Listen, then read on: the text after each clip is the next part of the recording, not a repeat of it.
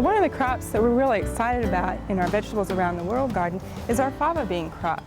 Now, fava beans are actually a big part of the diet in most parts of the world. They're grown in countries such as China and all sorts of countries in Europe and also the Middle East, and are a staple part of food. They've actually been cultivated for so long that there's no known wild variety of fava beans. And in China, they've been part of the diet for over 5,000 years. But here in America, they haven't really caught on yet. Now, fava beans are a crop, they're a legume much like a pea, and they like a long, cool season, so we weren't sure if they were going to work out here. But luckily, our spring has been cooler and moister than usual, and so we've got a nice crop. Now, you can harvest these at different stages. They're a very versatile bean. And if we look over here, you can first start harvesting when they're small, much like a green bean. And you want to harvest them when they're not any larger than your little finger, and you would just pick them off and then harvest those, fix those much like you would a green bean. Just snap the two ends off and cook them, or you could put them in a stew or something like that.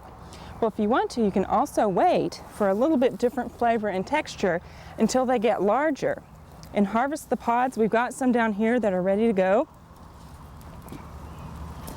And the pods, when they're much larger, these are huge, and they're bumpy. They haven't turned leathery yet. They're still green, but you can see the individual beans.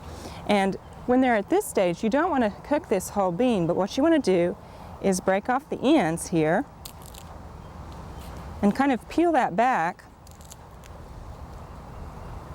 And what you want to do is pop that open and get those beans inside. Now, this is actually much like a sponge in here. It's very moist and it promotes mold inside. So you don't want to pick these and store them for very long in their pods. You want to go ahead and open these up.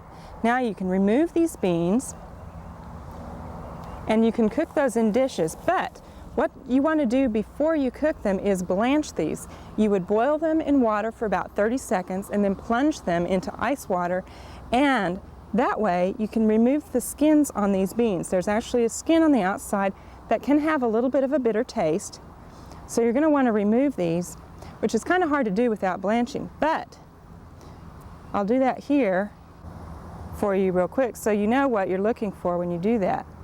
Now again, this is easier when you blanch it, but I just split this with my fingernail and then peel that back. And that's actually what you want then, and you won't get quite as much of a bitter taste if you take the skins off of them.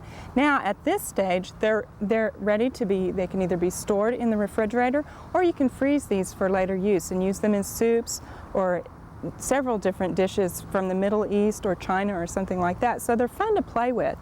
Now, fava bean vines, again, like I said, they like cooler weather, and you'll notice that they don't necessarily climb up this trellis, but they do need some kind of support. If we were to bring a string around here just to keep the vines from flopping over, that's about all the support they need. They don't really need anything to climb on, just to keep them from laying on the ground. Now, one of the insects that might be a problem with fava beans are aphids, and they'll usually end up appearing on the tops here. So if you have aphids, if you watch and you see an aphid colony break out up here, all you need to do is just pinch that top out and throw that away, and that'll pretty much get rid of your problem. But you might want to try putting some fava beans in your spring garden next year and see how they do.